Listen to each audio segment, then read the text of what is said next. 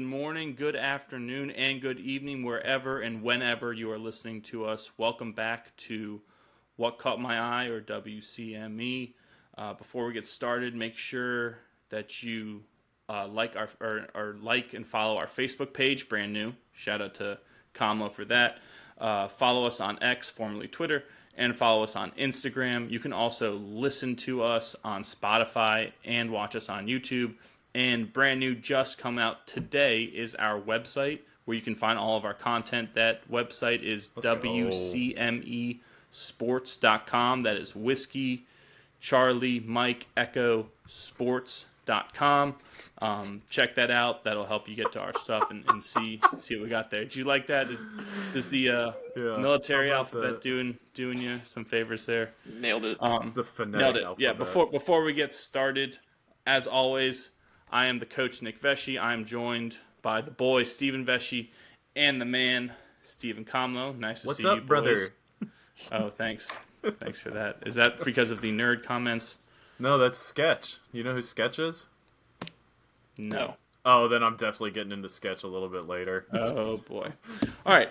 Before we get started, reminder about our show. We are going for the things that caught our eye the most over this last week of sports. And we also want to make this something that you can learn from, educational in some way.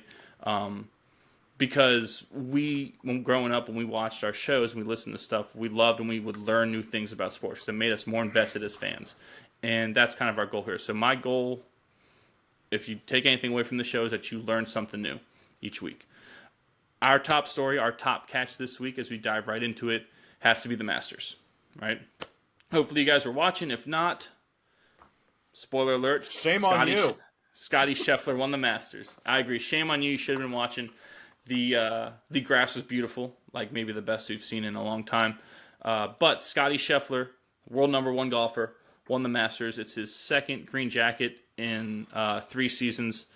His second green jacket in 5 tries at Augusta. That makes him the second fastest ever to win 2 green jackets. The first fastest was a man named Horton Smith. Horton Smith competed in the very first ever Masters. So he won the first ever Masters and the third ever Masters. That's the only person that's ever won 2 green jackets before Scottie Scheffler. Like back then? Yeah, in the 30s, that right? You got to think. Ranking my ass. So we got Scottie making that history there. A couple other stats to go with Scottie. He's the first to win 2 Masters in 3 years since Bubba Watson did it in 2012, 2014. He is the 4th youngest to win 2 Masters championships, behind some guys you may have heard of, Seve Ballesteros, Jack Nicklaus, and Tiger Woods. Only guys to do it faster or younger than Scottie. And he was one of 3 players this entire week to shoot par or better in every round. And in fact, he has shot par or better in every round this entire year at every tournament he's played in. So what we saw this weekend, if you haven't been following golf, was just the continuance of his incredible run of dominance throughout this year. It was pretty amazing. Finished at -11, 4 strokes ahead of the next closest person, Ludwig Åberg, making his Masters debut. Where's he from? He is from Sweden. Sweden. That's what it is. Golfed at A&M, I think, or Texas Tech. I knew he was Texas a Tech. Nordic Texas Tech country. No Finnish, all Swedish. Or all Swedish, no Finnish. There you go. And just again, to put into some perspective, if we haven't been able to do so already, about Scottie's victory, going through his finishes this year in his tournaments, his worst finish was tied for 17th. His last 4 events: win at the Arnold Palmer, win at the Players' Championship, tied for 2nd in Houston, and won the Masters. So he literally could have won 4 events in a row, and 2 of them, well, one of a major, and the other the Players that they consider, the 5th major. So this guy's on an epic roll that we haven't seen. I mean, just look at his career. Look at his earnings for the year. I saw a stat breakdown that like his earnings for the year so far are above $35 million, and you break that down to like a typical contract for a caddy is that they get, I think, 10% of every win. Scottie's finished well enough that I feel comfortable just saying, like, take 10% of that, and that's his caddy's earning. His caddy's earned over $1 million in just like bonus in just like from Scottie's finishes at the tournaments. He's earned more than a lot of golfers. Yeah. It's insane. It's an insane stat. He's earned like I think like broken down like over the last like couple months, like Scottie's averaging like it was like 350,000 a day or something stupid like that. It's unreal. It's incredible. The I guy's wore on a tear. my Nike hat in honor of Scottie. If you didn't realize, he's I wore my Nike Richmond golfer. Squirrels hat. In honor of They're their first homestand. there you Go nuts. So there you go. Go nuts. Anything else on Scottie you want to cover, boy? On Scottie, I do love his footwork. And what I love about this is that other people will try to replicate it. I would not be shocked if this becomes a thing like in the future. But what he does is something so similar to what baseball players do now and what's being taught in baseball. Look at Mike Trout's swing. No, look at Mike Trout's swing. It's the scissor kick action to get power. Mm-hmm. Watch a lot of these baseball players, especially Mike Trout, future Hall of Famer, and his footwork is the exact same as Scottie's. So when you see, like, I mean, he's letting it loose on some of the drives and long irons and everything, and he does that scissor kick to get power. I mean, he's in way more control when he's hitting his approach shots and wedges and everything. But that's one of the things I notice about Scottie. That scissor kick action will definitely be taught more. It's a matter of being in control of your body and being able to push off and get power. When he gets to the zone of hitting, it looks exactly the same as everyone else. Yes. At point of impact, it's the exact same. It's just a different way to get your body moving forward. Yeah, and everyone's different. Like you brought up a baseball comparison because baseball and golf are the easiest to compare because it's a very similar motion. It is a different plane of motion, but very similar. Your hit movement. You're hitting is the same. You're hitting a ball, right? It's the same, a lot of same concepts. And I've had this discussion with a lot of people, and you bring up he's at the same exact spot impact as everyone else is. And one baseball guy that I've talked about with other people is Hunter Pence. If you remember Hunter Pence, oh yeah, it reminds you so much. Nut job, yeah. Yeah. Well, if you looked at his technique or whatever hitting, and you didn't know anything about baseball, how to hit a baseball, you'd go, "How in the world is this guy hitting something?" The same thing if you watch Scottie Scheffler hit a ball once, you go, "What is going on here? It just looks so out of place." But if you paused both those guys at contact, like a home run from Hunter Pence and Scottie driving the ball 320, you're going to see them in the perfect hitting position. So it's just kind of a lesson for people out there. Too often we try to put people in a box. And when it comes to sports, that's not a good thing. There's a lot of freedom that you have to be able to do these physical things. And a lot of it has to come from intuition. A lot of it does come from coaching. But yeah, your swing is your swing. And I guarantee you people try to change Scottie Scheffler's swing. And those people are probably kicking themselves and being like, I was wrong. Same thing with Hunter Pence. They probably try to change his swing, and it's wrong. And we're seeing right now that, it's perfect for him. It works for him. It doesn't work for everyone. It does not work for everyone. Mike Trout's swing doesn't work for everyone. No. Right? Albert Pujols' swing is completely different from Mike Trout's. Josh Donaldson, very different. So different, right? But it's getting people to the point of impact, and I think that's a lesson for every coach out there. That's a lesson for every player out there is what can I do in my routine, in my build-up, in my load to get me to the correct point of contact. And Scottie's hands are so good, and they're so quiet, really, when he goes through the ball. Like, it doesn't look like he's putting that much effort in his hands. You see some of these guys go out there, and they're taking hacks, right? It looks like they're taking rips. Rory looks like he's getting it. I mean, his Rory swing is fantastic. This should not be a knock on him. It may be the most technically sound swing and fundamentally sound swing. But he's getting a lot in his torso. It doesn't look like Scottie's putting that much through it. He's using his, like you said, that scissor motion, that push off to gain the power. And I'm just going to get my hands to point of contact properly and almost in a crazy way simplify this extremely complex athletic motion. So for us to watch what he's been doing, that tear he's on, and to see he's doing it differently, should be a role model for kids out there and other people out there of, you've got to find your way. Everyone's unique. Find your way. Find your thing that you can get to that point. Give it real quick, one more thing on his swing and his footwork. Give it this next like upcoming generation, you're going to be seeing a lot more people with that swing, not just because of Scottie's success. I mean, it is like it's a side effect of his success, but at the drive, chip, and putt challenge 2 weeks ago, the announcers were breaking down that a lot of these kids, you're seeing that scissor kick motion and that like roll on the front ankle, that roll forward as that weight transfers instead of like picking it up. You know, they talked a lot about like these kids are focusing on not just weight transference, but the amount of time after impact that their back foot remains in contact with the ground. And so they talked a lot about that, and like they were analyzing a lot of like the 15 and 16-year-olds that were competing, and at one point they had a side-by-side comparison. They're like, yeah, this is clearly being taught at a lot of like schools and golf academies now. I mean, I baseball swing, guaranteed that's being taught more too. Like think about that weight transfer.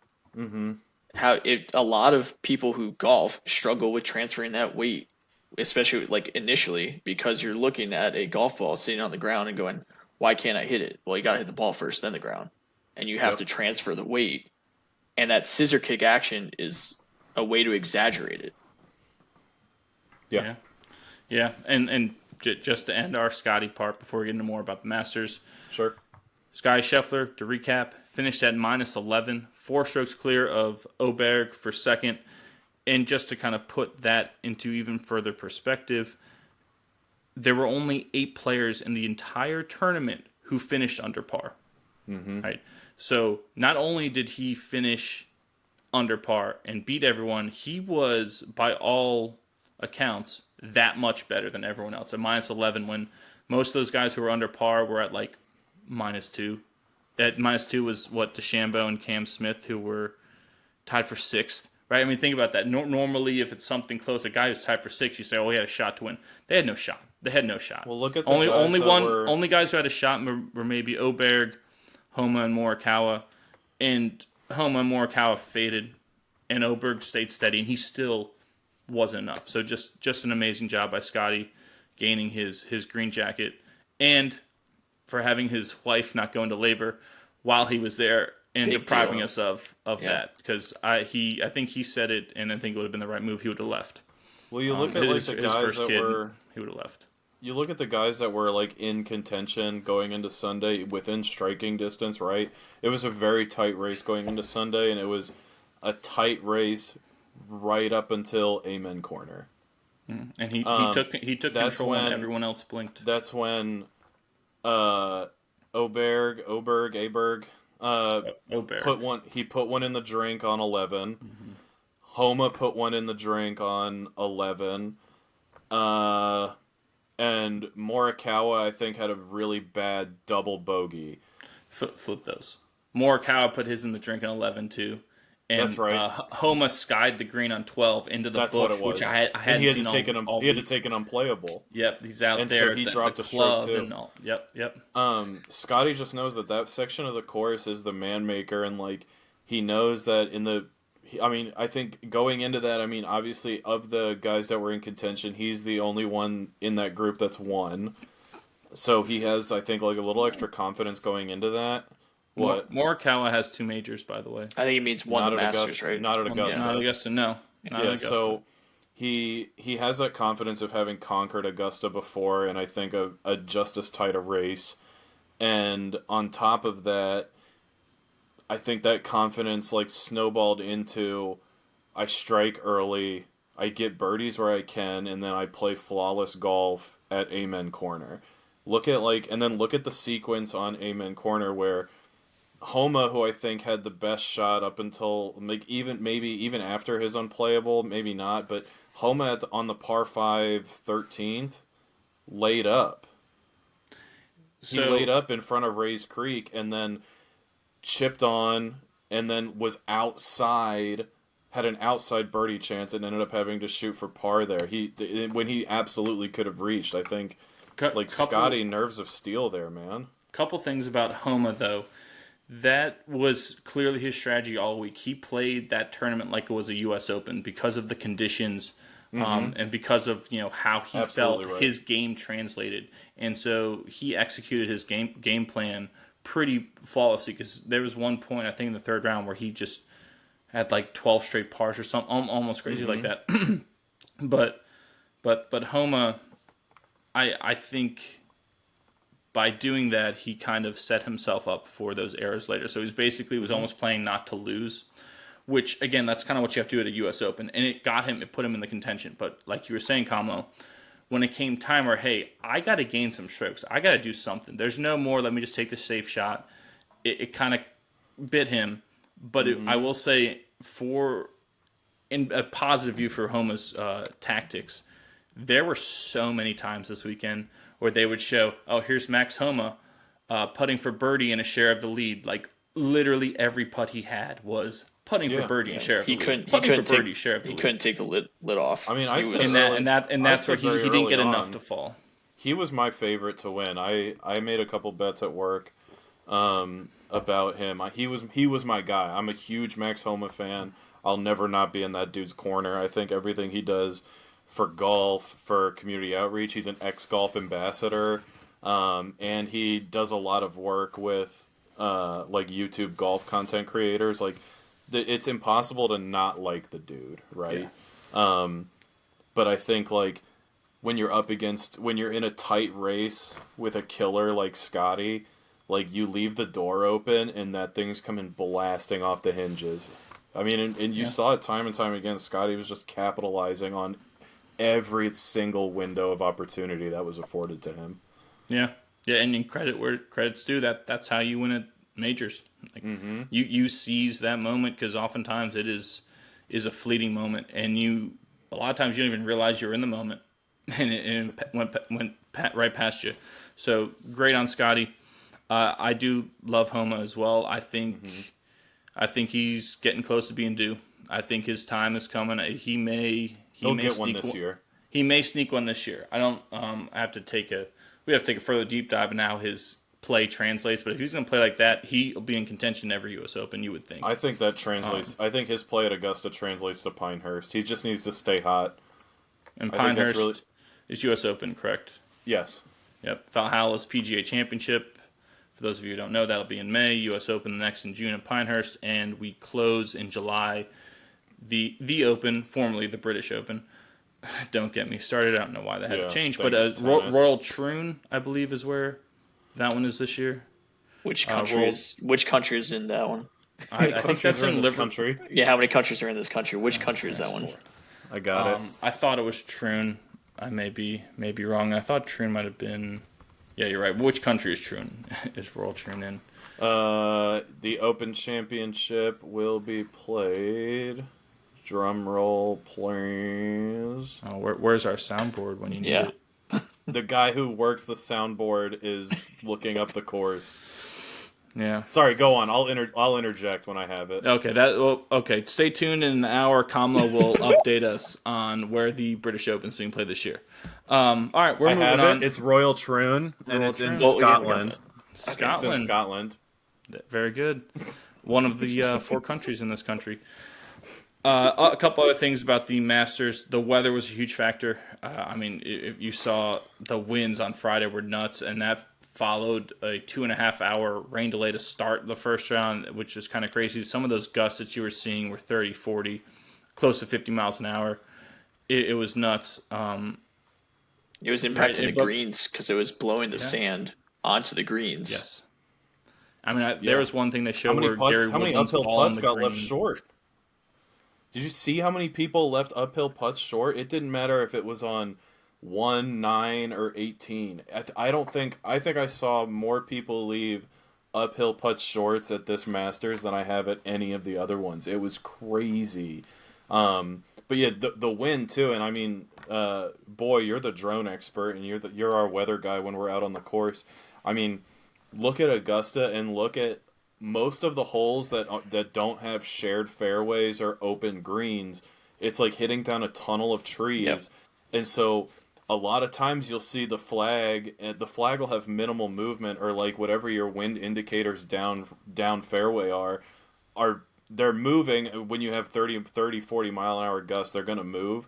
but once you get that ball up in the air, it's the wind's just eating it up. I would like to know what the wind gusts were at 100 feet in the air. I mean, what's the average wedge shot reach usually? Is it how high does it get? I'd say I don't know. I anywhere don't know from that like answer. 1 to 120, Is 100 to that high? 120 I mean, feet. the wind gusts. I mean, being a professional drone pilot, I do know wind gusts are higher when you go up in the air more. Hmm. Um, so when you get above that tree line, that's just brutal. I also did notice that those 2 days, those first 2 days, there was no drone footage from those I days noticed because that you as couldn't well. fly. I noticed that as well. I thought maybe your job application got lost. Yeah. Another probably had to do with the weather. Maybe it had to do with the weather. Maybe it had to do with this person's collapse. But did you see Justin Thomas's finish to the second round?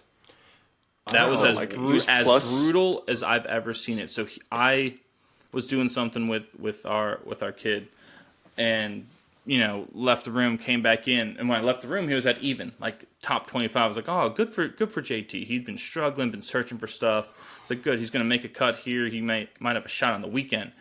And I left and came back, and he was +7. I was like, what in God's It's green earth just happened? He finished his last 4 holes in his second round, double bogey, double bogey, bogey, double bogey. And if it you're was an counting at ugly home, that is scorecard. +7 in 4 holes. So he went from even to +7 and missed the cut by one shot. So And that was hard to see. I'm full disclosure. I'm typically one of the biggest Justin Thomas like apologists out there. I love the dude. I love the energy he brings to the table. So the excuse I'm gonna make for him is a lot of top golfers fell victim to that. Look at Brian Harmon. I had him in my pool at work. Full disclosure, on the graphic on our I was team D. Not a good finish for the week for me. But I had Brian Harmon. He went triple bogey, double bogey, double bogey, and I think he got cut at like +9 or +10. It was a tough week, and I think like if you weren't locked in and dialed in, then the weather made it that much harder for you. And I think JT, I'm gonna lump him in there because I love making excuses for him. I will play devil's advocate for you, though, because last year he did the same thing at the Masters. I think his last 3 holes he finished +4 and missed the cut by one shot. Something like that. So this is 2 years in a row where he collapsed in the last couple holes to make the cut when he shouldn't have. So I don't... He always starts the season off slow though. Last year he missed FedEx by 1 point. Yeah, but he's the caliber of golfer that should never have been close. He should not be close. He should be at worst top 25. I'll admit it. He used to be the caliber of golfer. 2 years ago, he's got a major. Right? That happens fast. Yeah. So no, I don't. I think there's something more adjustments, whether mentally or physically, he's got to make. The other story at the cut was Tiger. Tiger made his 24th straight cut at the Masters, breaking the record. I believe it was Fred Couples and Gary Player, I believe, were the two that he broke that record. So 24 straight for Tiger. He shot 73 and then 72 in his first 2 rounds, which was fantastic, considering the weather we just talked about. But boy, did the wheels fall off on Saturday and Sunday. 82 on Saturday, and then 77 on Sunday, which really is not that bad. The 82 is the outlier, and 82 was his worst ever round at any major. He finished total score at 304, which was his worst total ever at a major. But I think there are a lot of positives to take away. Again, the first 2 rounds to shoot +1 when so many of those other guys couldn't, like your boy Brian Harmon you just brought up, and Justin Thomas, really shows how good Tiger still is with even as little he played. And I think you saw him kind of get fatigued and the rust set in on Saturday and a little bit on Sunday. But it's still amazing for him to make that cut. That should be a positive that we should be looking at. Yeah, do you see he had to wake up at 3:45 a.m. for his 9:35 tee time because of all the stuff he has to go through to get his body ready to be crazy. Warmed like up Jason to be Witten. So it's tough for him to go I four will rounds. say, when they asked Tiger, "Hey, what's next?" he said, "Keep lifting." That was his first thing. Because if you notice, that dude my man's was traps. up. Oh, he is built like a brick house now, man. He fills out that shirt pretty sweet. His new Sunday red Are that he's got PEDs going. legal in golf? They should be. No, They aren't? Oh, test him.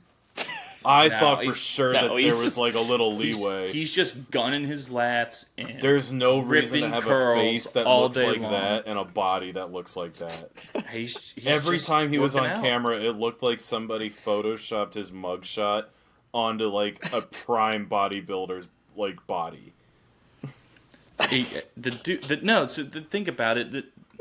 He's had. I'm sorry, like lower back leg injuries, Fire off right? some And reverse so curls. he's sitting. Yeah, he's just firing off reverse curls. He's just ripping, incline curls. This dude's probably just getting at it. Some tries in there, pull downs. He's probably got that to do, or he's just, because the other thought too, I'm sure he went through it. I'm losing that ability with my lower body. We talked about with Scheffler, where he's generating all the power. Tiger can't do that. So where else can he generate the power with his upper body? He has a fused ankle and a fused back. Exactly. So he's using his upper body to generate that power and still making solid contact. That third round probably should be looked at as an outlier. Because if you 73, 72, 77, you're going to tell me the Tiger would shoot those 3 rounds at some point at the Masters and make the cut and just finish the whole tournament, that's a win for the whole golfing world. It doesn't matter, all the other stats that go with it. What a lot of people are saying is they want to see a Masters where they don't have overlapping rounds on one day. The same thing happened last year in the second round. Is he had to finish up his second round. Was it his second round or his first round? There was a day last year where he had to play like 27 holes in one day. And there were 2 days last. That last year was a mess. Remember the final day on Sunday? They had to play basically 27. Rahm and Koepka played 27 holes that day. And Tiger withdrew after a long day. After he made the cut. Yeah, third, trying to get through his third round, he withdrew. And so a lot of Tiger apologists and excuse makers are saying that's why he kind of tanked and his scorecard looked like a Jackson Pollock painting on Sunday, was because he was just so fatigued. But from having to play a partial round and a full round on Friday, which makes sense, but I don't think that's the full story. I mean, I think what a lot of people don't realize that gets lost in translation is that Augusta is a hilly course. Yes, correct. I think it gets lost because, it's always the flowers and the greens, and so you don't see a lot of the elevation changes on this course. If we were to go to Augusta and if we decided let's follow Tiger around or pick one group and follow them around for the day, we would probably be exhausted by the end of it. You know what I mean? And these dudes, Tiger for 4 days in a row, walked the course and with a fused ankle, fused back, having all that metal pins, plates, and rods in his body, it's not an easy task. I think if he can keep form and keep healthy, for ones where he's finishing an event and we're not hearing about surgery or physical therapy afterwards, if he can keep healthy and keep form, there's no reason why he's not competitive at it if he decides to play in the U.S. Open. He I think, right after this committed to all the majors, and then the question more was, okay, you're committed to all the majors, are you going to play in any of the other tournaments? Because you could probably say there might have been some rust from those weekends. I don't think he can. I don't think he can play in the other tournaments. I mean, he's not getting any younger. I don't know. I think the closest thing that we would see would be the Genesis, which already passed. Yeah, exactly. That's what I mean is yeah, exactly. But I think it would have to be some invitational, right? That he would show up to. I don't think he's gonna show up to a State Farm. You know what I mean? I don't think he's going to show up to something like that. It would be one of the designated events. I think they're playing one this weekend in Hilton Head. Or at least it was a designated event before. I think he has his eyes set. He has his endurance set for majors. Yeah, I mean, that's... Because I think earlier this year in January or something, he said his goal was to play a tournament a month. So he got April down. The next month is May. Might as well see him PGA and cool. Valhalla. It'd be cool. Yeah, I think that's a positive to take away. Sure. And another positive, cool moment with Tiger, he said goodbye to Vern Lundquist. Vern Lundquist, we referenced him actually last week. I think one of us brought him up for our sportscaster thing. But this was Vern's last Masters. So kind of sad to see him go. Kind of makes you feel old. But Vern, the most memorable thing from Vern, besides Happy Gilmore, was his call on Tiger. Who the hell is Happy Gilmore? His call on Tiger's chip in on, I think it was the 16th in 2005. Was that the year? I believe. And like that call is synonymous with that clip. You don't think of that clip without thinking of the call. And the man behind the call is Vern. And Tiger had that cool moment where he went over and talked to Vern a little bit when he was, I think, on the 16th hole, ironically enough. So thought that was pretty cool for saying goodbye to Vern.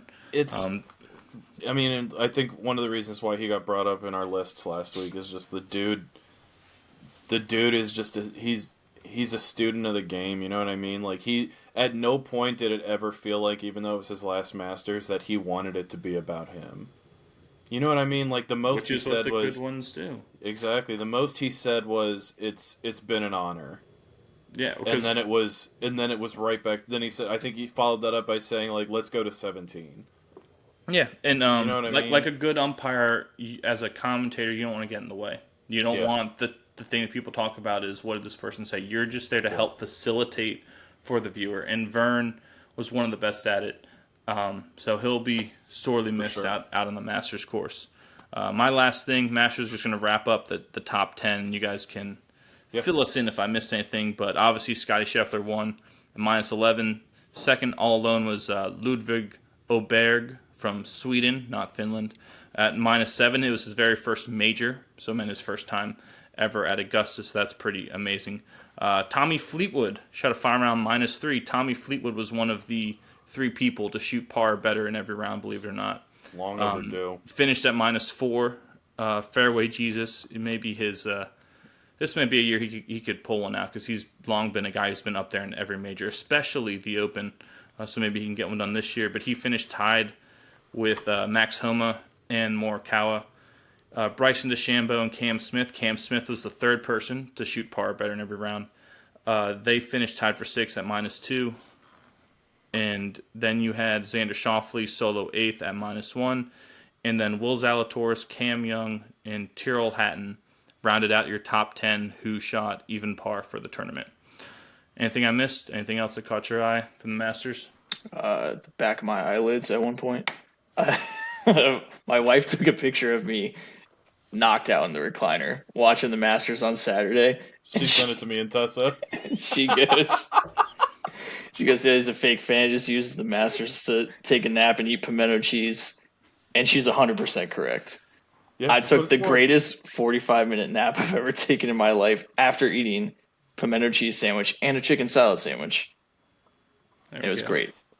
The last thing I have for the Masters, and we don't even really need to talk about it, I really just want to highlight it and compliment it because I think it's incredible. You guys might have a different opinion, but not as well covered as I would have liked it to have been was Bryson DeChambeau playing with 3D printed irons that were spec to him. Yes, serious. It was on social media, but his irons he spec'd and 3D printed and like shaved himself. $10,000 set of clubs. Some people will tell you that it's because no club sponsor wants to work with him after he threw Cobra under the bus years ago. I think we all remember that when he said my driver sucks. Mm-hmm. But I think this is an incredible thing, and specifically because like this is how like new technology and the game of golf advances itself. So I really just wanted to highlight that. I think it's really cool.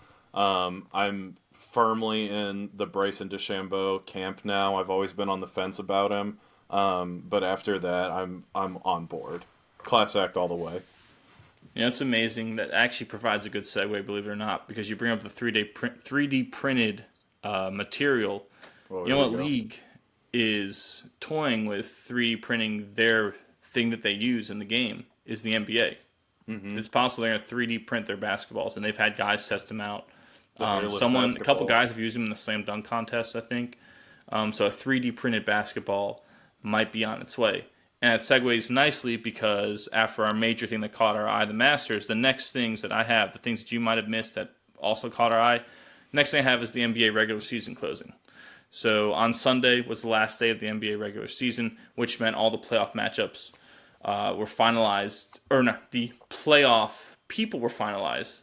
The teams, the exact matchups have yet to be finalized, and I'll explain kind of how that works because that's a little new for some of us out there who grew up with the playoffs being determined in a different way.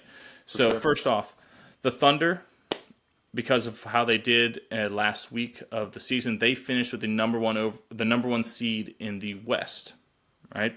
They won the tiebreaker over the Nuggets. Defending champion Nuggets will be the 2 seed. The T-Wolves, the Minnesota Timberwolves, who were supposed to be owned by A-Rod but aren't going to be anymore. Were third. They are the 3rd seed. I think they finished a game back from the Thunder and the Nuggets. And then we got Clippers, Dallas, and Phoenix round out the top 6 seeds. And the reason you stop at 6 is because of the play-in tournaments feature seeds 7 through 10. So 7 versus 8 in the West is going to be the Pelicans hosting the Lakers, right? Because the Pelicans finished tied with Phoenix. They lost the tiebreaker there, so they'll host the Lakers in the 7-8 game. The 9-10 game is Sacramento hosting Golden State. Are these one and done? They play in games? So they play just for how the play-in. As in one and done, right? Like so how loser goes home. No. So how the play-ins work, right? No. You still, as growing up, traditionally there were 8 teams that made the playoffs from each conference. Still the same. There's still going to be 8 teams that officially make the playoffs. The top 6 are locked in, right? 7, 8, 9, 10 play in this little play-in tournament. 7 plays 8, 9 plays 10. So the winner of 7 and 8, they're locked into the 7 seed. So if you finished 8th, like we just said, the Lakers finished 8th. The Lakers beat the Pelicans in their play-in game. The Lakers are the 7th seed. They'll play Denver in the first round. The Pelicans are not out. They're not done. The Pelicans will play the winner of the 9-10 game, Sacramento Golden State. Ugh. So the winner of that game plays the loser of 7-8, and the winner of that next game will be the 8th seed. So basically, those 9-10 teams, Sacramento Golden State, the best they can have is the 8th seed. It's too much. The 7-8 teams, the best they can have is the 7th seed. Yeah, so I'm not following. Who was the executive that came up with this, and why did this get ratified to make it legit? Because so you want. There's a couple things here with it. First off, more games, more money. It's like the first 4 in the NCAA tournament. The first 4 really doesn't have to happen. It doesn't take away from the tournament. It really doesn't add that much. And it's going to have to happen probably next year. Same thing as this. These playing games don't have to happen. You ended at 8 and it's fine. But it's more money for more games, and it also gives your stars more exposure. Because if you think about it, if you don't have this, Steph Curry, Klay Thompson, Steve Kerr, Draymond Green, the Golden State Warriors dynasty, we don't get to see them. They're done. They'd be done for the year. But now they have a shot to make the 8th seed and set up a matchup with the Thunder in the playoffs, which would be, you would say that has to be a series to watch just because of the pedigree on that one team. So that's, I think, the biggest reason. And a lot of the reason that some of these teams finish down there is because of that trend of resting players. So it's almost like the NBA talking through both sides of their mouth. You've got we're going to set up rules to disincentivize, load management. But then we're going to have this play-in thing. So if you do that and your team finishes 9th, well, you can still get in the playoffs. And we'll still be able to highlight our best players. It makes it less likely each year that Steph Curry and LeBron and guys of that ilk are out of the playoffs. So on some level, that's brilliant because, as the boy brought up Mike Trout earlier, if you're a baseball fan, you have not seen Mike Trout on the biggest stage. But if you had something like this, there is a possibility that his team might have been in some sort of play-in, and we might have been able to see Mike Trout in a one game force his team into the playoffs. So that's kind of, I think, why this exists. The layout is clunky. I agree. It's very clunky. It's very hard to digest. It sounds like a line from a Mel Brooks movie. Like, this is just the quest for more money. It's Yeah. the problem that the one thing that like a lot of people aren't talking about unless you're like a news outlet in that area is that this also sets up a strategy to game the system. We don't want to win this game because we don't want this team in the next round. Yeah, I mean, if you were the Lakers, they don't want the Nuggets. No, who would want the Nuggets? No one wants the Nuggets. But that's my point. Is that we're just gonna get our we're just gonna get our best players out there. We're gonna have them. They're gonna try and throw this game, and then it gets them into a more desirable game. And we get to keep going. It's and side note, how many tournaments in a season does the NBA need? Do we all remember that like BS tournament at the beginning of the season? That was all because of this trying to make games matter, trying to make it so that there isn't an incentive to just sit guys. Because that's kind of what it turned into was, well, you know, because, I mean, someone like LeBron, who's older, who really hasn't, I don't think he's played over 60 games in 7 years or so. But someone like him can have his team take his rest and the games won't matter. So they try to make an incentive. So, hey, here's more games you need to show up for. So that in-season tournament, from a lot of guys' perspective, they said this did the job. We were playing hard in December and we were not playing hard before. It's just how do you get that to translate throughout the whole year? Because this kind of makes it seem like has the opposite effect of, okay, well, I did the in-season tournament that got our ratings, that got our money, and now the second half of the year I'll just take a break because, what's the difference between finishing 7th versus 10th? I'll just finish 10th and we'll play our way in. Yeah, I mean the NBA is about star power, and you want to see your stars. And yeah, Nick, LeBron hasn't played more than 70 games until 2018 was the last time he played over 70 games. He played every single game that year. Yeah. This year he's played 71. Well, that's a lot more than I thought, which is, that's good. That's why they're doing this. Yeah, you're right. You want your stars out there. This play-in thing, while convoluted as it is, allows you more exposure for your stars. Without more discussion on that, unless you have anything else to say, I was going to recap the East. The Beast. Go for it. The Celtics in the East finished with the NBA's best record, kind of ran away with that at the end. But the Knicks, New York Knickerbockers, earned the second seed in the East by 1 game over Milwaukee. Right, so they had Milwaukee 3, Cavs 4, Magic 5, Pacers 6. Right, some young teams there. Cavs, Magic, Pacers got a lot of young, really good talent on them. So those are the teams locked in. Philly 7, they'll host Miami as the 8 in the play-in, which is a very intriguing game. If all those guys show up to try to win, like you said, maybe they don't because they know you got another game, but that's a pretty sweet game of Philly-Miami. And then you have Chicago hosting Atlanta in 9-10, and that's kind of Chicago, Atlanta both finished with losing records. They really weren't any good at all, but because of this format, they're there. Whereas in the West, all those teams that made it have winning records are good teams. So that's kind of where the play-in helps you, is you get more exposure of good teams. But in the East is where it hurts you because you get 2 bad teams playing who now have a shot to sneak in the playoffs when they should have no shot at all. And if there's an East Coast game on TV followed up by a West Coast game on TV, if just as someone who watches like other sports like football and hockey that exist in different time zones, if I don't watch the early slotted game, odds are I'm getting ready for bed when that late slotted game starts. Yeah, that doesn't help. Having 2 teams with losing records in your playoffs, that's so bad. If you just had the other format, bowl, man. Well, because the issue is if you had the other format, you wouldn't have that, right? If you just did your top 8 like you normally do, it wouldn't be a discussion point. But I will say, final note in the East, 4 games separated seeds 2, the Knicks, from seed 8, Miami. So 4 games was the difference between you be the 2nd seed and home field advantage for everyone except for the Celtics, or I'm in the play-in. So that shows you how tight all those teams were. I think about Magic, Pacers, and Philly were all tied. I have to go back and check that, but it was really tight race there, just competitiveness in the East, if you take those other last 2 teams aside. And the last thing, as the NBA season finished up, Victor Wembanyama, if you haven't seen this dude play, it's absurd. Do yourself a favor and just watch 2 minutes of his highlights, and you'll be shocked that a person can do what he does. Unfortunately, his team is just hot trash and garbage. Mm-hmm. So I think they only won like 21 games this year, but it was not because of him.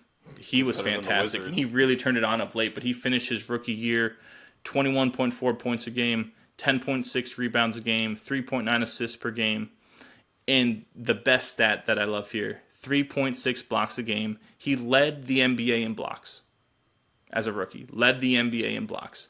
That's absurd to me. And while also posting up those numbers. And I guess that brings me to my trivia question of the week for you guys, that if you get it right, you get a nice, crisp $100 bill that I'll go out and I'll get tomorrow, and I will personally drive it to your house because you're not going to get this.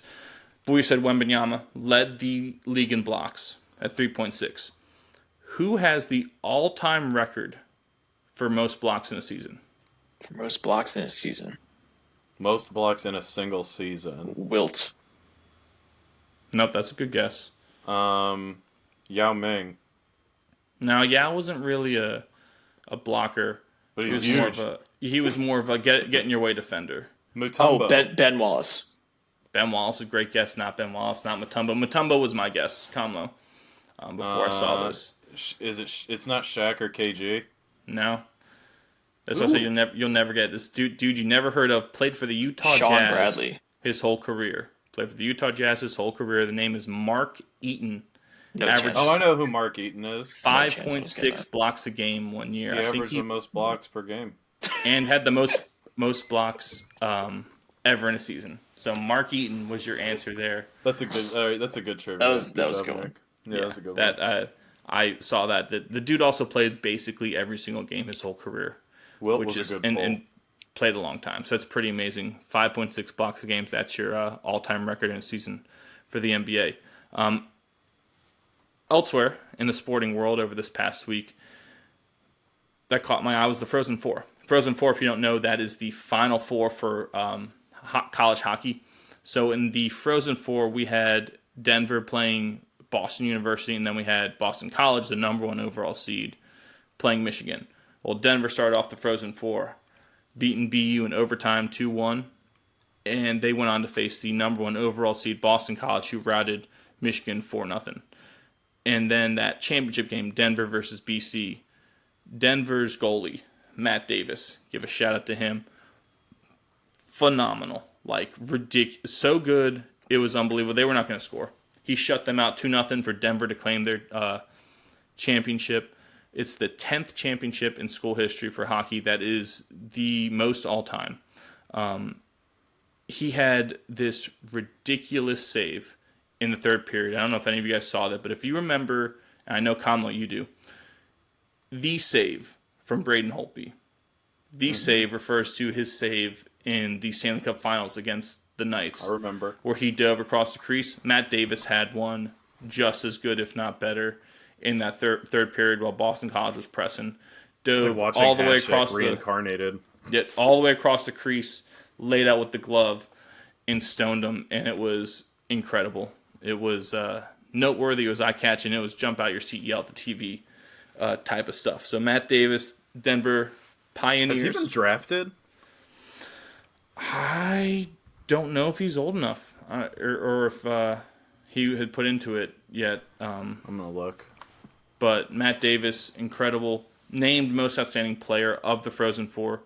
I think he was also named most outstanding player in their regional. So the dude just on a tear, on a heater. And I thought that was noteworthy. Thought he deserved a mention for sure. Right there. And that kind of segues nicely into our best of the NHL from the past week. You guys want to start off? You want me to go? Because I got some good stuff for you. I think, Kamala, you might want to take the end, right? Because I know you have. Yeah, I'll take the end. I'll go something last. Involving the sweater that I'm wearing. Because it's a sweater. It's not a jersey. It's a sweater. But my first thing, the Red Wings, they had a wild week this week, right? So they came back against the Penguins, down 2, to force overtime, and they lost. Some more on that game here in a second. After that, they blew a 3-goal lead to the Maple Leafs, but then went on to win in overtime on Saturday. So the Penguins was during the week, Leafs on Saturday, and then on Monday, they erased a 4-1 deficit. So they blew a 3-goal deficit 2 days before. Then they came back from a 4-1 deficit at home against the Canadiens and won 5-4 in overtime. Lucas Raymond scored his second goal of the game in overtime. And that's noteworthy because the Red Wings are embroiled in this crazy 4-team race for the final playoff spot in the East with the aforementioned Penguins, with the aforementioned Caps, and with the somehow hanging on, fighting John Tortorella's up in Philadelphia. Like I said, I come back to the Penguins because that Penguins game, just the victory by the Penguins wasn't the only noteworthy thing. In that game, Sidney Crosby, some people call him the great Sidney Crosby, but not in this country. He had 1 goal and 2 assists. Those points got him over 1,000, got him over 1,000 assists in his career. So those assists gave him that, and it also points-wise passed Phil Esposito for 10th all time in career points. So pretty amazing. And I think he assisted on the winning goal in overtime, if I'm not mistaken. But you get over 1,000 assists in your career, you pass the great Phil Esposito for 10th all time. It's a pretty good night for him and the Pens.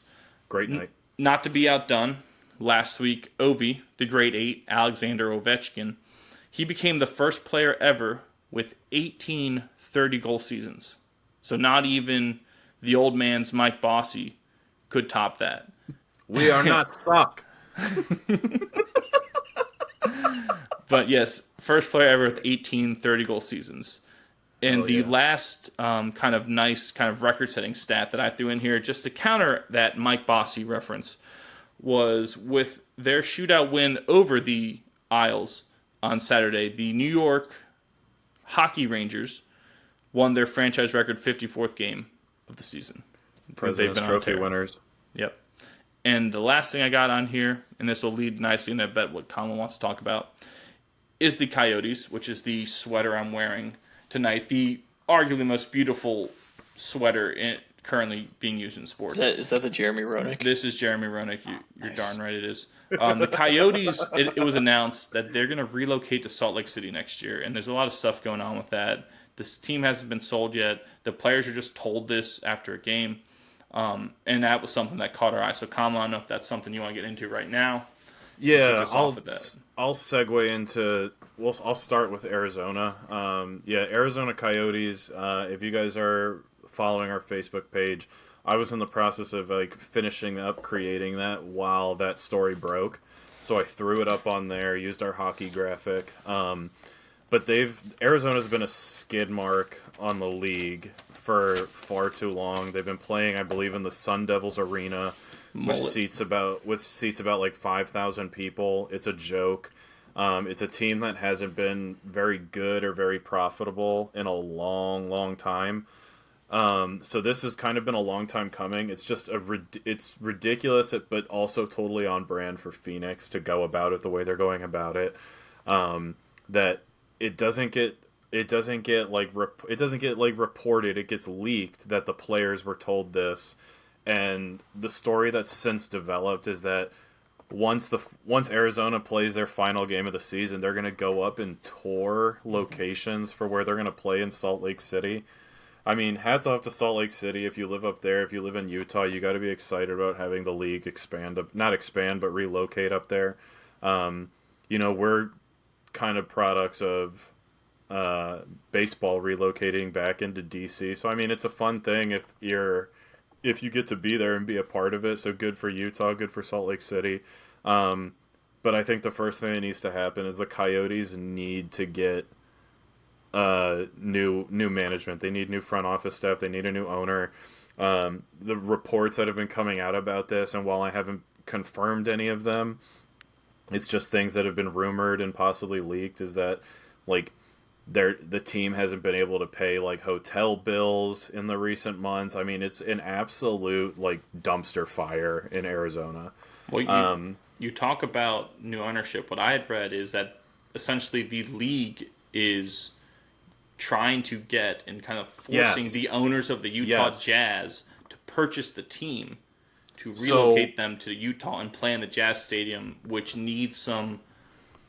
They have to do some fixing to it, to make it hockey worthy. Because it's been a basketball stadium forever. Because there hasn't been another So that's I part don't of know the if thing is that. I don't know if forcing them is the right word, but yeah, obviously it would be like strongly encouraged that they buy in. But yes, I did hear the NHL is going to be purchasing the team from the Phoenix ownership group, whoever owns them, for I think the price was like 1.8 billion, and they were going to sell them. They're hoping to sell them to the owners of the Utah Jazz. Yeah. But I mean, that's awesome. I mean, in the way stadiums are done and renovated these days, it wouldn't surprise me if the city of Salt Lake or the state of Utah gives them funds to renovate. We're going to see that happen here with the Caps in the next couple years. The city, the DC, the district is going to be giving Ted Leonsis like $500 million to renovate that whole block into the sports complex he wants. But that's all I'll say about Arizona. Playoffs currently, while we're recording, is going on right now. The Caps have a chance to shatter the other four teams' dreams by beating the Flyers tonight. While we're right now, as of this moment in the recording, we're 7 minutes left in the third period, and the score's tied 1-1. Caps win, whether it's regulation, shootout, or overtime. They're in. They win and they're in. So here's to hoping. And I believe the Flyers have to win in regulation to stay alive. If they win in overtime, they're done. Correct. Yep. Then it would shift to Red Wings are losing right now to the Canadiens, and then Pittsburgh and Islanders play tomorrow. Yeah. So yeah, if the Caps lose, the door's open for a lot of people. But they have a chance. They're in control of their destiny right now. But what I really want to talk about in playoffs, and I don't know if you guys track this or are following this, is I want to talk about Mark Stone and the Vegas Golden Knights. Are you guys familiar with this Mark Stone controversy that's been going on? No, I know he's a good player. He's a great player. Last year when they won the cup, so I'll start off. Last year, Mark Stone, who is one of the higher paid members on their team, I don't have his exact contract details in front of me, but he's one of the higher paid members of the team, eats up a lot of salary space, right? Enters the long-term IR. The team uses that money that then gets freed up from him being on the LTIR to acquire some other players, okay? Then Mark Stone comes back last year, right as playoffs start, and he's able to play and the team doesn't get punished for being over the salary space. He comes back. They obviously win the cup last year. In 22 games, he racked up 11 goals and 13 assists in that postseason campaign. Yeah. Is that good? It's insanely good. Is that good? So they're partying, they're having a great off season, they're having their days with the cup. The city of Vegas is ecstatic for him, whatever. Preseason starts up, and I can't remember if it was the end of preseason or beginning of the regular season. Mark Stone goes out injured, enters the LTIR, and is reported to have like a perforated spleen or something like that. Long-term IR. We've seen the storyline. The Vegas Golden Knights then use that money to go out and they pick up Anthony Mantha from the Caps. They pick up Noah Hannafin and a well-known name for people in San Jose and that just follow the league, Tomas Hertl. Here we go again. The Vegas Golden Knights are in playoff contention, and who just announced this week that he's practicing in a non-contact red jersey? Mark effing Stone. It's so the league is like, fool me once, shame on you. You fool me, can't get fooled again. You got that tinfoil hat on over there, Comlo. I 100% think Mark Stone is jobbing the system. I think he's out here gaming like a gamer. Special teams, special plays, special players. And that's what I got for the world of hockey. I'll hang up and listen. Oh, thanks. Do we have a dump button there? We can just dump that segment. It's a good take, though. Before the NHL cancels us and they, it's a good take. No, I see what you're saying. It is interesting to think about. I'm not sure I fully buy it. if you really did have a perforated spleen, that's a very serious medical condition. It's going to put you out a while, especially in a contact sport. But you're right; it's coincidental, right? You do we need to do something about the salary cap that LTIR players have, and how it affects the team funds? Because being able to go out and grab 3 dogs, like that, because your highest paid player is out injured, and then be able to come back and you have a squad. That's nuts. Nick, that's nuts. Yeah, no, it is. And maybe it's something that they'll bring up in their owners' meetings, I'm sure, in the offseason. You're right. You do something once, it's like, okay, this happened. Do something twice, and now it's a trend, right? That's how those things kind of work. And it does kind of, you don't get the benefit of the doubt, especially when you have the result. If the Knights, fizzled out in the first round of the playoffs last year and Stone did nothing, no one would care, right? So it's kind of where you have that back and forth of, what's going on here. So maybe they take a look at it. Maybe it is exactly what it is. He perforated his spleen, and he's been out the whole time. But I bet you're right, Kamala. There's probably a little. It's probably all gray area. There's probably a little column A, little column B of, maybe he could have been back 2 weeks ago, but they chose not to have him back because they set the strategy up. And if that's the case, then the rules have to change in terms of that. And that's not the Knights' fault. If to criticize them would be the same way as criticizing your boy Bill Belichick for all the things that he found, because he did that forever. Yeah, we're on the playoffs. Right? Yeah, exactly. He did that forever. We're on the playoffs. Found things, found rules that people couldn't, make the most out of, and he made the most out of them. And they said, well, this is wrong. Well, it's not against the rules. Well, let's just change the rules. That's kind of what this scenario sounds like to me. Is we're on our way to getting something changed. No, we're not gonna talk about Mark Stone. We're on the playoffs. Yeah. But no, I don't do that to wear a tinfoil hat. I just think it's a way to have an interesting conversation about the way things work in the front office, right? I mean, yes, it's easy to talk about the conspiracy that definitely isn't there, right? I don't think that this would happen on such a scale and so obviously with such a big player like that, but like it is a way to start a conversation amongst the owners, you're right, Nick, about restructuring how long-term injured reserve players affect salary cap in that hit space. No, because I wouldn't be shocked if it was a little bit of manipulation. Like, not necessarily Mark Stone's jobbing it, but of, hey, Doc, when can you get cleared? It's like half a step above load management, right? Yes. It's like half a step above NBA load management. Yeah. The last thing I wanted to cover in our, what else caught our eye segment had to do in the world of soccer. Right, we go back to soccer, and I'm bringing back something we talked about last week of Bayer Leverkusen. If you remember last week, we said Leverkusen was 1 win away from hot the Bundesliga. Well, on Sunday, Leverkusen beat Werder Bremen 5-0 to clinch the Bundesliga. Right, that ended Bayern Munich's 11 straight Bundesliga title runs. So Munich had won the last 11 years. Leverkusen's the first team besides them to win in that time frame. It's also Leverkusen's first trophy for their club since 1993, which is pretty amazing. Ooh. But Kamlo, did you know who Leverkusen's coach is or manager? Hold on. Xabi Alonso. Is it really? Yes, Xabi Alonso is the club's manager. Liverpool midfielder. Mm-hmm. Love it. Yep. So I thought Good that for was him. Yeah. So Leverkusen clinches the Bundesliga already with their 5-0 win. And the other, I thought, noteworthy thing is Wrexham AFC, owned by I have them on my list.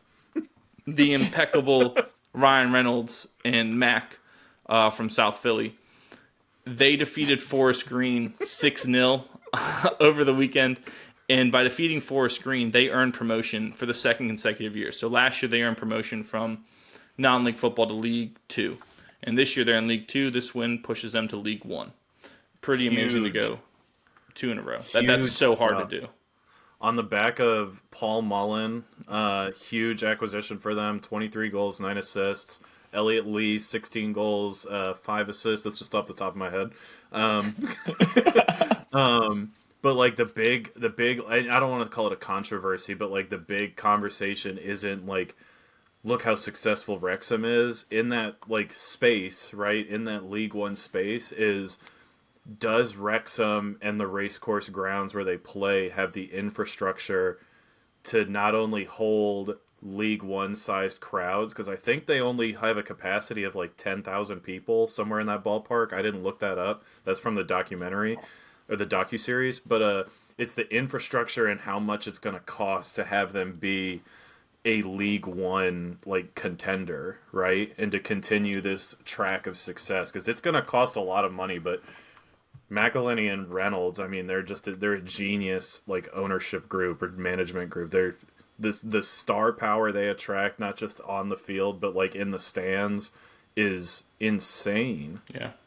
Yeah, and what I do like is because people hear that and say, "Oh, they just bought a championship," and that's not necessarily the case, because absolutely not. They showed their funding compared to like the teams that you see on USA over the weekend. And those Premier League and Championship level sides are still spending so much more money than them. It's not even close. So they're being very shrewd and making great, like Tom said, great management decisions and great promotional decisions. They're essentially building this from the ground up because, yeah, you know, they got a lot more money than we do.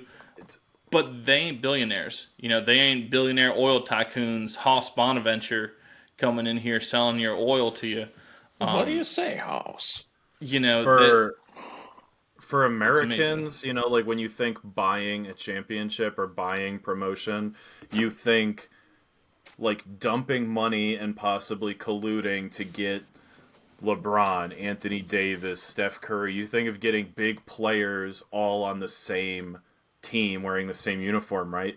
But like Reynolds and McElhenney are going about it in a way where it's like, you think like jersey sponsors and you think of other ways to bring money in to make their squad better. Yes, they do make moves and they offer bigger contracts like as they've progressed through the leagues and through the tiers of of English football, but it's a little more in depth, right?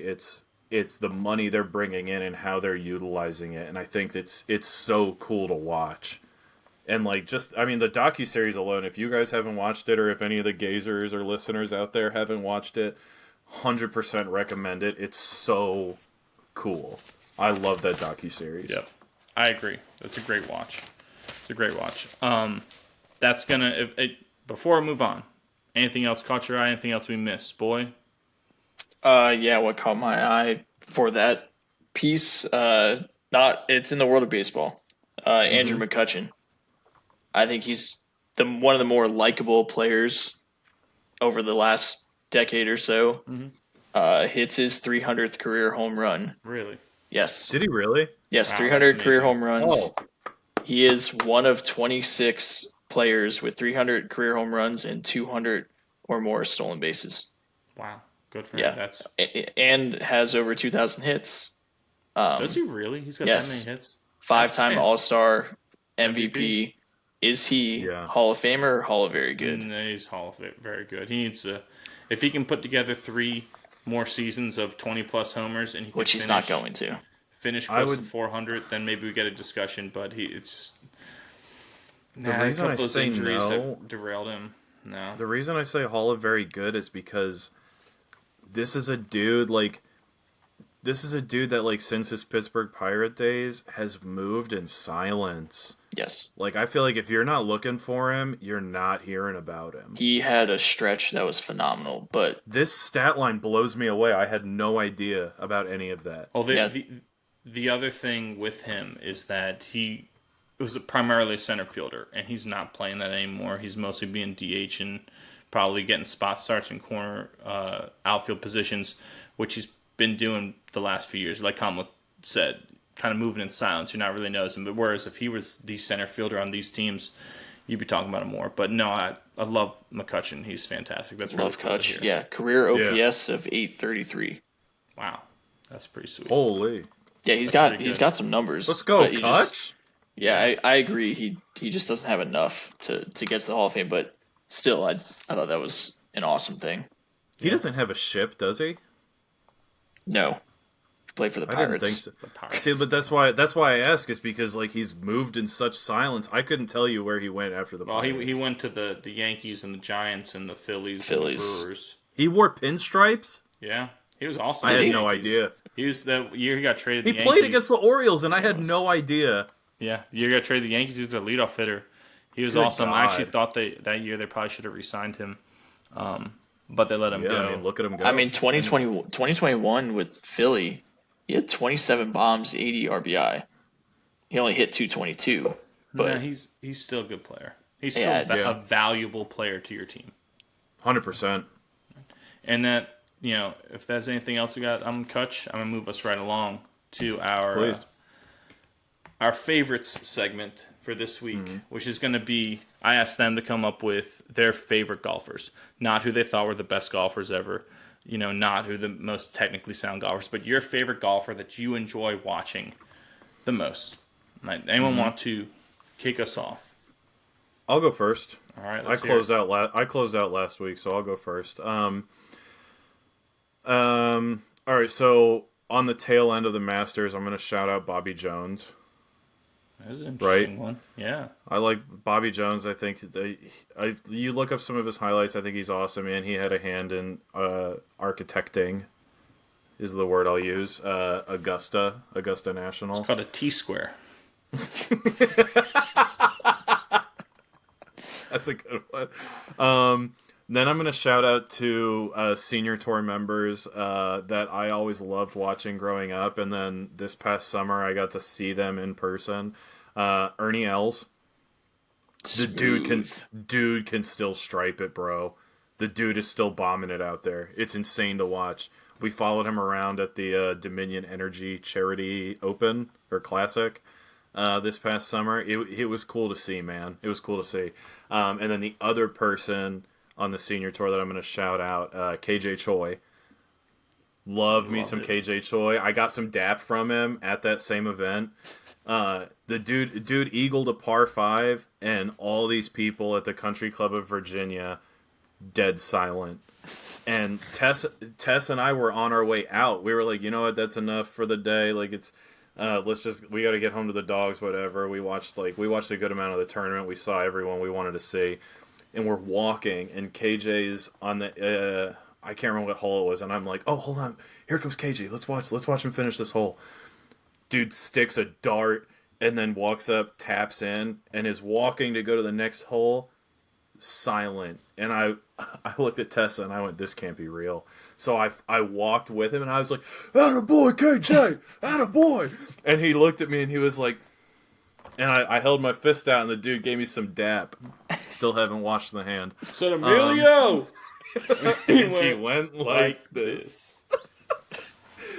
And then coming in my 4 hole, I got the CEO of Lefty Golfers. Shout out Phil Mickelson. I thought you were going to say Mike Weir there for a second. No, I wasn't going to say Mike Weir. It was always going to be Phil. I saw Phil at the Dominion Energy the year before you went. And we were right next to him because he duck hooked his drive into the rough, and someone goes, "That's Phil." Euphemism? Because that's Phil's ball. I'm like, oh no way! And we just stood right next to him. He just walks by and goes, thumbs up. Just gives, and we just got a great video of him ripping a 3-wood. I think I remember you sent me that video. Yeah, it's a really good video. Yeah, because he's on my list. Even back then. Love me some Phil. You can say what you want about him in the Live Tour, but the dude is an icon in golf. He's cemented his legacy. I love him. I love Phil. And then last, I'm gonna shout out the Golden Bear, Jack Nicklaus, best to ever do it in my opinion. When I worked at one of his country clubs up in Northern Virginia. I'm not going to say the name for whatever reason. But when I worked at his country club, he held his charity open there. And he played in the charity open. It was a 4-man scramble.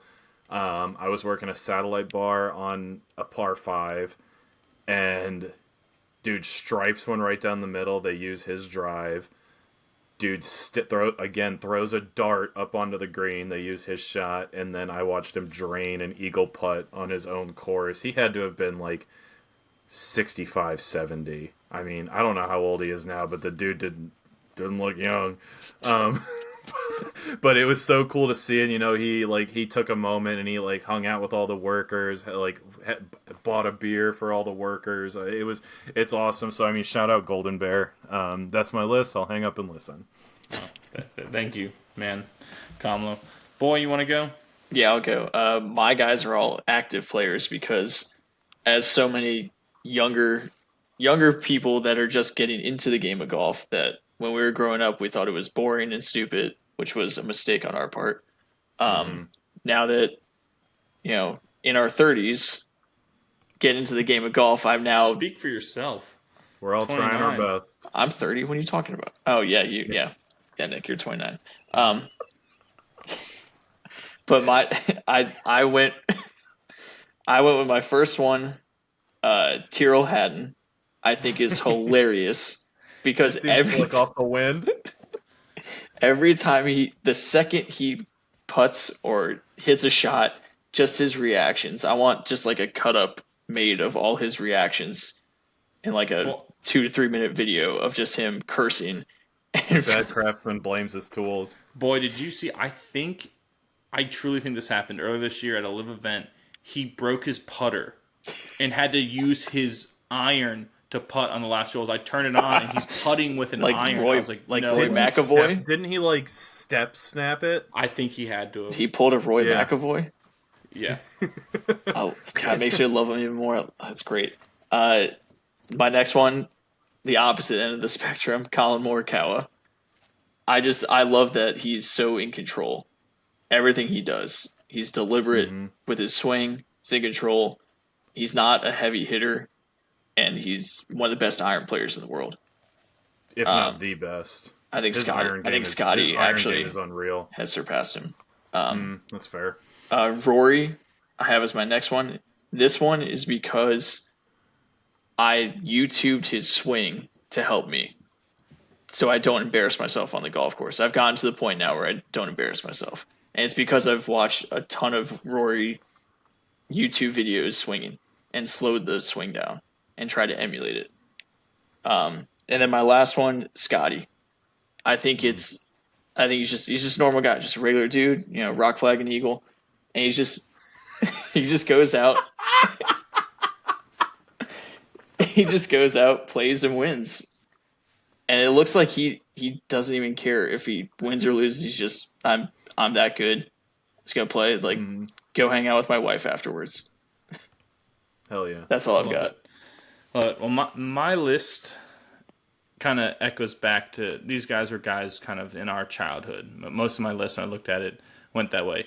Number one, and I almost think it's blasphemous that neither of you had this person on this list. I almost didn't put him on here because I figured, everyone has him on the list. Why bother? Is Tiger.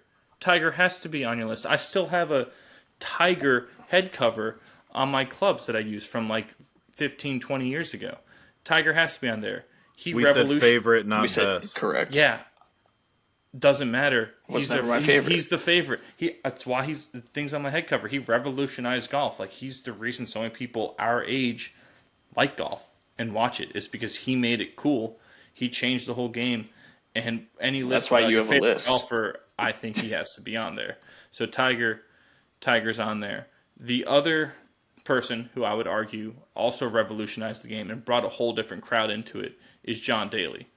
Right? Without John Daly, man, you could argue there's a lot of golfers that right now who don't exist because he also changed the way you play too. His whole power and over finesse and being so powerful and accurate changed. You could argue that influenced Tiger when he came up. So John Daly, especially just who he was, the mullet, the everything, this dude coming out of nowhere.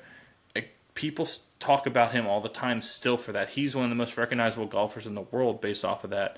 And one story I heard from him, I was watching something about him, and he said when he got to Arkansas, University of Arkansas, is where he played golf in college. His coach was like, "Hey man, you're a little too tubby. You're not in shape enough. You got two things you can do. You either go work out or here's a pack of cigarettes, get smoking. He said, I picked the pack of cigarettes because it was easier. And he said he actually dropped a lot of weight in college because of it. And so you see him now that gut and stuff came about because when he got to the pros and got the money and stuff, he was like a degenerate gambler, and that addiction, when he squashed that, led him to becoming like drinking a lot. And it kind of propelled to what you see now. But his whole life story, I think, is fascinating. Him and Tiger, to the modern day of golf, I would argue the most influential players that we've seen. So those guys both have to be on my list. Next one I have on there is Brooks Koepka. I love Brooksy. He is my favorite golfer. I would say favorite golfer of all time, right? Woods and Daly are on there because I love them and they deserve that mention for what they did for the game and changed how we view it. But I love Brooks. Big game Brooks. He, as the boy loves to say, you define the moment or the moment defines you, and Brooks always defines the moment. He always is going at it. Like, he's not going to sit there and let someone else take it from him. If he's going to lose, it's because he went for it, and he walks this fine line between confidence and arrogance, and I love it. And that's something that's missing in a lot of sports because it's a subtle thing to do. Most people look at him and say, this is just an arrogant SOB, and other people try to emulate it, and they can't because they're not him. That's not who they are. But he does that better than anyone else, and I love Brooks. When we saw him at that live event, that was awesome. I was gonna say, do you remember when he peacocked on the range for Trump? And he drove right past us. Was like, no. When Brooksy peacocked on the range for Trump, Trump was like walking the line of golfers and got to talking about Brooks because it was right after he won the major last year. He won the Open. Yeah, PGA. That's what it was. After he won the PGA, and he was like working on his irons and warming up with his irons, and he walks over, puts the irons in, talks to Trump for a little bit, and Trump points at his bag, and Brooks goes, and then he takes out the big dog, and then he ripped like 2 or 3 drives off the back wall of the range, just back to back to back.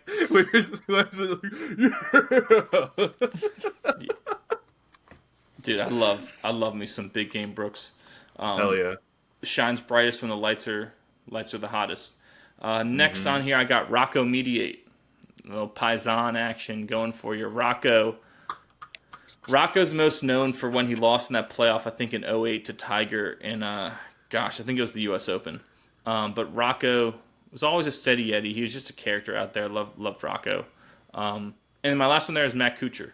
Matt Kuchar, because he had, the whole got cult following because he has such a unique swing. I like guys with unique swings. You know, your Jim Furyk's of the world who do things just a little different. Your Matt Wolf's, your Scottie Schefflers. You know, you root for those guys because that difference, you kind of see their humanity in them, the humanness of them. They're not like machines out there. And so Kuchar, for being a big guy, kind of swung like he was a little guy, but was still such a steady Eddie. Kind of a shame that he never got a major. Yeah, he's still out there competing, but he's not qualifying for all these majors. He's kind of out there because he enjoys it, waiting his time to get on the senior tour. But I love Cooch. And my final two, I'll leave you with. Billy Hurley III from Leesburg. Leesburg, also from Comlo. United States Naval Academy, baby. Yes, sir. Billy Hurley III won at Congressional while competing under a sponsor's exemption. Tiger was hosting the tournament, and because Billy went to the aforementioned Naval Academy and got done with his service to our country, the tournament, like the sponsor, whatever that was benefiting it, had to do with the military. So Tiger, being the head person of the tournament, gave Billy the sponsor's exemption, and Billy went on to win the freaking tournament. Like, he chipped in on like one of the final holes. It was awesome. So Billy Hurley III's got to be on there. Heck yeah! And the last one is Roy McAvoy from Salome, Texas. Oh, hell, Cut. It never occurred to me to try.